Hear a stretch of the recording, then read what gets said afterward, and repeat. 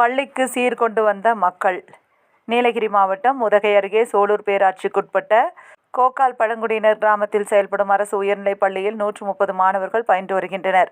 இந்த பள்ளியில் கட்டடம் வசதியின்றி மாணவர்கள் மற்றும் ஆசிரியர்கள் மிகவும் சிரமப்பட்டனர். புதிய கட்டடம் கட்ட பொதுமக்கள் வலியுறுத்தி பல கட்ட போராட்டங்களை நடத்தினர். இதனால் இந்த பள்ளிக்கு புதிய கட்டடம் கட்ட தமிழக அரசால் ரூபாய் 159.96 லட்சம் நிதி ஒதுக்கீடு செய்து கட்டடம் கட்ட உத்தரவிடப்பட்டது. அதன்படி புதிதாக கட்டப்பட்டுள்ள 6 வகுப்பறை கட்டிடங்கள் மாண்புமிகு தமிழக முதல்வர் ஸ்டாலின் அவர்களால் காணொலி காட்சி வாயிலாக திறந்து வைக்கப்பட்டது. பள்ளியில் நடைபெற்ற பள்ளி கட்டட திறப்பு விழாவிற்கு பள்ளி தலைமை ஆசிரியர் ராஜ்குமார் தலைமை தாங்கினார்.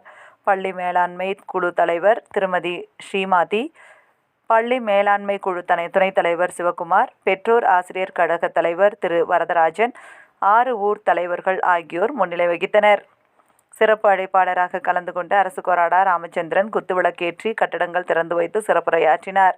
முன்னதாக சோலூர், கோக்கால், கோத்தகிரி அரசு உயர்நிலைப் பள்ளியை சுற்றியுள்ள 6 கிராமங்களைச் சேர்ந்த மக்கள் பள்ளிக்கு தேவையான பொருட்களான பீரோக்கள், மேஜைகள், நாற்காலிகள், தமிழ் புலவர், திருவள்ளுவர் உருவப்படங்கள், கடிகாரங்கள் போன்ற பொருட்களை பள்ளி மேலாண்மை குழு மூலமாக கோக்கால் கடை பஜாரிலிருந்து மேளதாளத்துடன் பள்ளிக்கு சீர்வரிசை சீதனமாக வீதிகளில் ஊர்வலமாக கொண்டு வந்து தாம்பூலத்துடன் மகிழ்வோடு பள்ளிக்கு வழங்கினார்கள். பள்ளி ஆசிரியர்கள் சந்தனம், குங்குமம், இனிப்புகள் கொடுத்து அனைவரையும் வரவேற்றனர்.